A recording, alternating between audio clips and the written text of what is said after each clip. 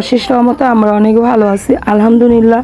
তো প্রতিদিনের মতো নতুন একটা ব্লগ শুরু করলাম। আর আজকের ব্লগটা আপনাদের একদম অন্যরকমভাবেই আমি ব্লগটা সাজাইছি, যেহেতু আমার এই ব্লগটা আগে দেখছেন। তো আমার আজকে আসলেই কোনো মন মানসিকতা ছিল না, ব্লগ ছাড়া বা দেওয়ার কোনোই মন মানসিকতা ছিল না।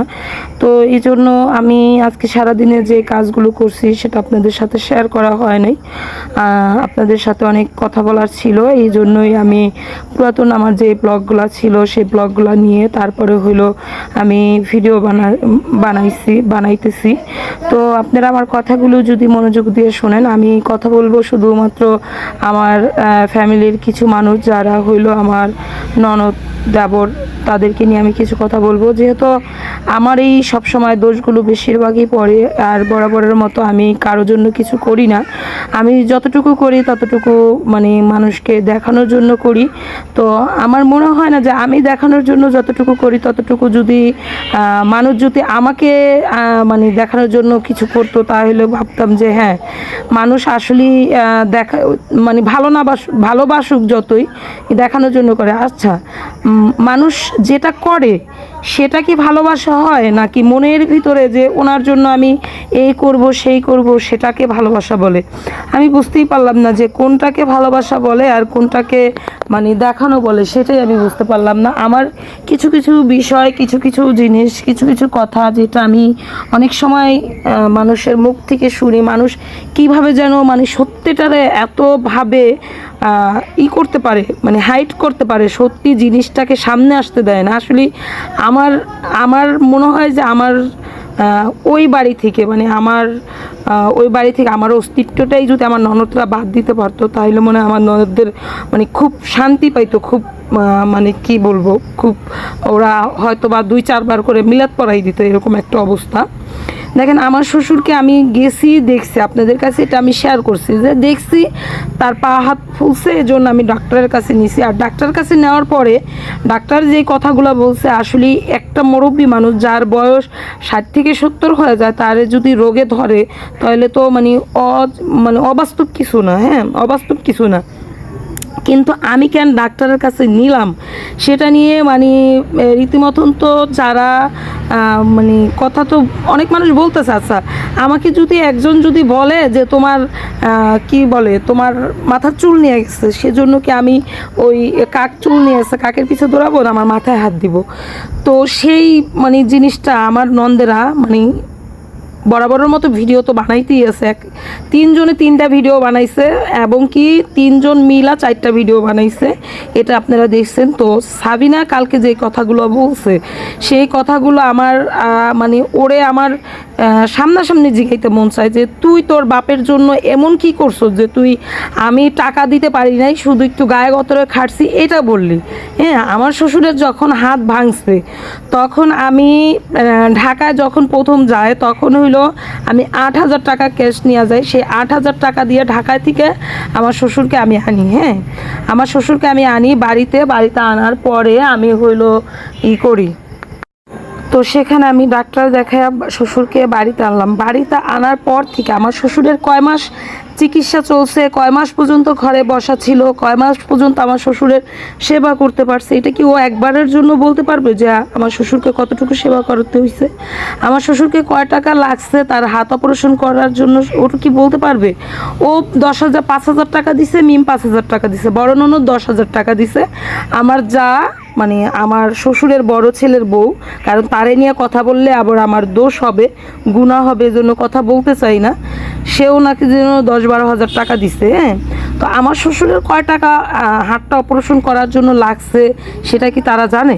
হ্যাঁ, তারা কি একবারও জানে? আমার শ্বশুরের আমরা কন্টাক্টেই গেছি হইলো আপনার 65,000 টাকা হইলো কন্টাক্টেই গেছি হাত অপারেশন করার জন্য। একটা মানুষ নিয়ে যদি একটা প্রাইভেট হসপিটালে যদি 3 দিন থাকা হয় তো তার কতটুকু খরচ হয়, তার মেডিসিনে কত টাকা লাগে সেটা কি জানে? হ্যাঁ, সেটা তো তারা জানে না। তো কিভাবে বলে যে আমি নাকি টাকা দেই নাই, আমি আমার শ্বশুরের শুধু একটু খাইটা দিছি? আচ্ছা, যখন আমি খাইটা দিছি তখন আমার আবুতালা কি ছিল? ছোট ছিল না? আমার কোলে ছিল না? তখন আমি খাইটা দিছি না? তখন আমার পালে 2টা গরুও ছিল, হ্যাঁ 2টা গরুও ছিল, সেই গরুর পিছনেও আমার খাটতে হয়েছে। আমার স্বামী গরুর ঘাস কাটার জন্য যাইতে পারেনি ডাক্তারের কাছে, আমার যাইতে হয়েছে। আমার শ্বশুরকে নিয়ে এমন কোনো জায়গা নাই যে আমি না দৌড়াইছি। আমার শ্বশুরের হাত মানে কি বলে, ফকির দেখাইতে দেখাইতে যেই কয় টাকা খরচ করছে ওই কয় টাকার হিসাবও কেউ জানে? হ্যাঁ, ওরা আমাকে ছোট বানানোর জন্য, আমাকে কথা কওয়ার জন্য, মানে এত ফেলে যে কথা বলে। আচ্ছা ভাইরে, তোরা তো অনেক কিছুই পারোস, অনেক কিছু পারোস, অনেক কিছু করতে পারোস, বাবা মার জন্য অনেক কিছু করতেছ, হ্যাঁ তো করতেছ। আমি তো কখনো বলি নাই যে তোর বাবা মার জন্য করিস না। তোরা ভিডিও বানাস, সেই ভিডিও দেখে আরেকজনে যদি তোদেরকে বলে, সেখানে আমাকে না উচ্চারণ কর, তাদেরকে তো যারানি বলে, হ্যাঁ যারানি বলে তাদেরকে বল যে আপনারা কেন বললেন, আপনাদের কি খুকি বলতে বলছে, আপনাদেরকে কি খুকি ভিডিও বানাইতে বলছে, তাদেরকে বল। হ্যাঁ তাদেরকে বল যে তারা কেন বলছে। তাদেরকে তো আমি 10 টাকা খাওয়াইও না, তারা তো আমার মানে আত্মীয় স্বজন না, তারা কেন বলে তাদেরকে বল। তারাও ভিডিও বানায় ইনকাম করে, তাদেরকে বল। আমাকে কেন বলস? আর আমি এটা করি নাই, সেটা করি নাই, ওটা করি নাই, ওইটা করি নাই। আচ্ছা আমি যেহেতু করি নাই, তো তোদের বাড়িতে এগুলো করছে কে করছে এগুলা? তোর বাবা মাকে যদি আমি আমার শ্বশুর শাশুড়ি, আমার স্বামীকে তোর মা পেটে ধরছে, তোর বাপ জন্ম দিছে, তো এইখান থেকে আমার যতটুকু কর্তব্য, যতটুকু করার দরকার ততটুকু করি, হ্যাঁ ততটুকু করার চিন্তা ভাবনা করি। তুই তো আমার কি বলে, আমার ইটাকে, মোবাইলটাকে, মানে আমার নাম্বারটাকে ব্ল্যাক লিস্টে রাইখা দিস না, ব্ল্যাক লিস্টে রাইখা, তো আমি যেন যোগাযোগও যেন না করতে পারি, সেটাও তোরা করস। এখন দেখ, আল্লাহ তাআলা যদি আমাকে তোর বাবা মার কাছে যদি নিয়ে যায়, আমাকে যদি তোর বাবা মাকে সেবা করার জন্য আমাকে যদি একটুখানিও হইলেও সুযোগ দেয়, তোরা সেই সুযোগটা কখনো হাতছাড়া করতে পারবি না আমার কাছ থেকে, হ্যাঁ কখনো হাতছাড়া করতে পারবি না। শোন, মুরব্বিদের নিয়ে ঘেম না খেলা, তোরা নিজেরা নিজেগো মতো করে থাক। দেখ, আমাকে নিয়ে যখন কথা না বলতি তখনও টাকা কামাইতি, এখন আমাকে নিয়ে কথা বলস, এখনও টাকা কামাস। হ্যাঁ, আমার থেকে তোদের চ্যানেল বড়, তোদের সব কিছু বড়, তোদের মানুষ চেনে, তোদেরকে তোদের আত্মসম্মানও বেশি, তোদের সব কিছুই যেহেতু তোদের বেশি, তাহলে আমাকে একটু বাদ দে, আমাকে একটু মুক্তি দে, আমাকে এই অযথা মানে কিছু জিনিসের প্রেশার আছে, এটাকে আমাকে দিস না, ঠিক আছে? এটাকে আমাকে দিস না। আর একটা কথা বলি, শোন, আমার স্বামী যেহেতু তোর ভাই কিন্তু এইসব দেখে না, তোদের এইসব দেখে, তোদের এইসব দেখে তারও কিন্তু একটু হইলেও মনে হয় যে আমরা ছোট ভাই বোনেরা যখন ছিলাম, আমার বাবা মা অভাবে যখন ছিল, তখন কালা আমাদের কিন্তু এত কাউ ছিল না, এত ছিল না, হয়তো বা ভাতের কষ্ট ছিল, এত কাউ ছিল না। একটা মানুষকে তোরা কতটা যে অশান্তিতে রাখতেছ, আমাকে একা রাখতেছ না, আমাকে রাখা মানে তোর ভাইকেও রাখতেছ, হ্যাঁ তোর ভাইকেও রাখতেছ। তোর বাবার সেই যখন নাকি, আমি তো শুনছি তোদের মুখে থেকেই শুনছি, তোর মার মুখে থেকেই শুনছি, যখন তোর বাবার মানে পাশে সে মানে কাঁধে কাঁধ মিলিয়ে যখন কাজ করতো, তখন নাকি সে মাথায় বোঝা পারতো না, তখন নাকি তার ওরকম বয়স ছিল না।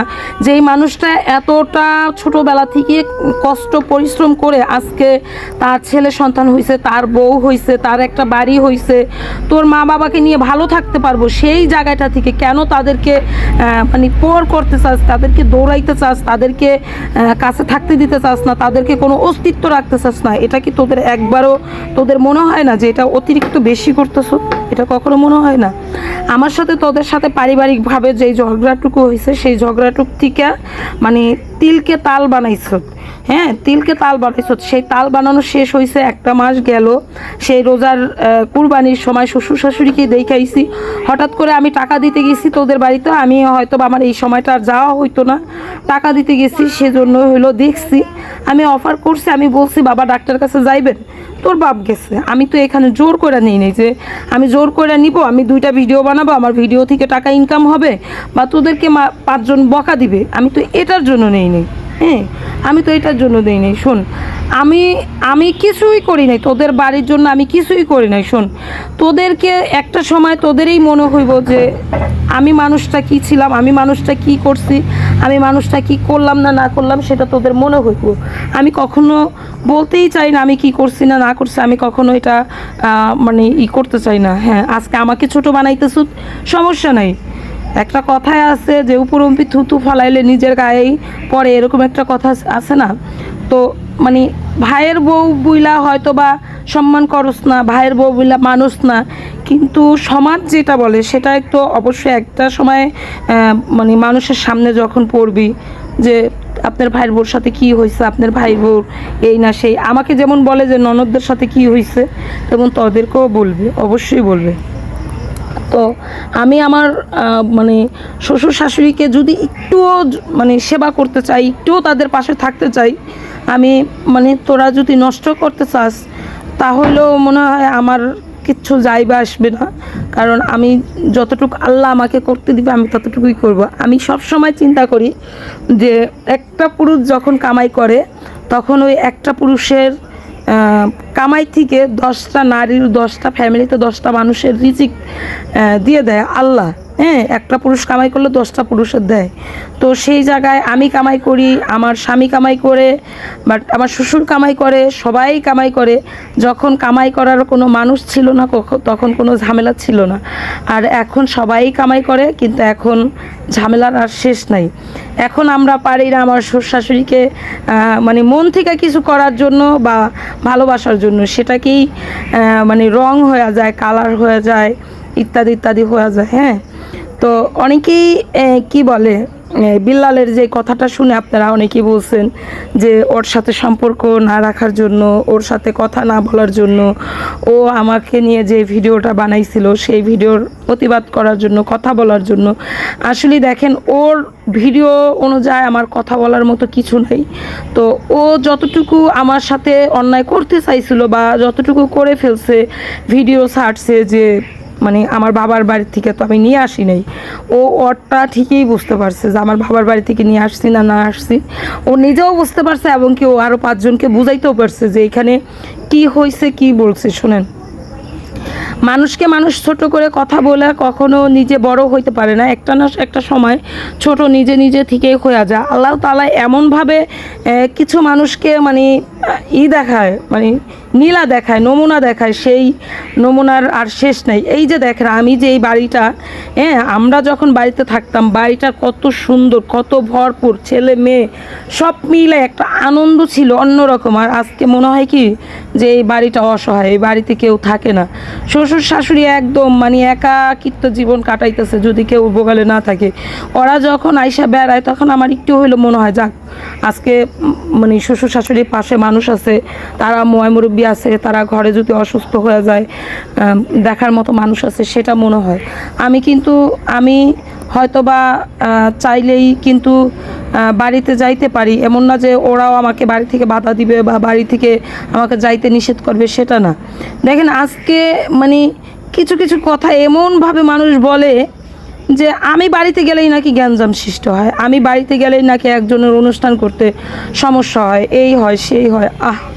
আমার এই কথাগুলো শুনলে আমার কি যে শান্তি লাগে, এইসব মানুষের কিছু কথা শুনলে এত শান্তি লাগে।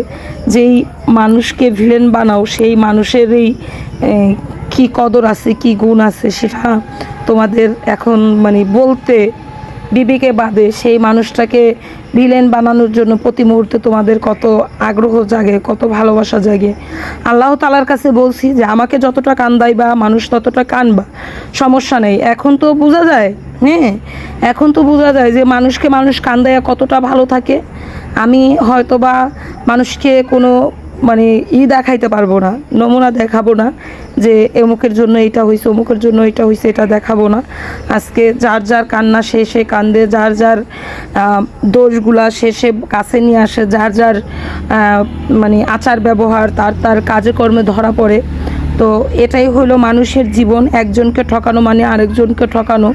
মানুষ দুনিয়াতে যতদিন বাঁচবে, যদি কাউকে না ঠকায়, নিজে সৎভাবে বাঁচতে চায়, তারপরও আল্লাহ পরীক্ষা করে যে তার কতটুকু আরও ধৈর্য আছে। তো সেই জায়গায় যদি একটা মানুষ যদি মানুষকে ঠকানোর চেষ্টা করে, সেই মানুষটাকে নিয়ে আল্লাহ কী করে বলেন তো? তো যাই হোক, অনেকগুলো কথা বললাম, এই কথাগুলো আমার মানে বলতে চাইছিলাম না। আমি একটা কথাই বলবো কি, যে সাবিনা এখনো পর্যন্ত জানেই না মনে হয় যে ওর বাবার অপারেশনে কত টাকা লাগছে, ওর বাবার পিছনে কত টাকা খরচ হয়েছে। টানা 6 মাস প্রতিদিন সকাল বিকাল রাত 3টা করে মালটা কাইটা ওর বাপরে খাওয়ান লাগতো, ঠিক আছে, 3টা করে মালটা। তো 3 বেলায় কয়টা মালটা হয় এটা আপনারা হিসাব করবেন। সেখানে আমার বাড়িতে কখনো কেউ মানে কি বলে 1 কেজি মালটা নিয়েও আমার শ্বশুরকে দেখতে আসে নাই যে এই 1 কেজি মালটা নিয়ে আমি আমার অমুককে দেখতে গেলাম, সেই 1 কেজি মালটা খাবে, কেউ না, কেউ না 1 কেজি মালটা নিয়েও আসে নাই।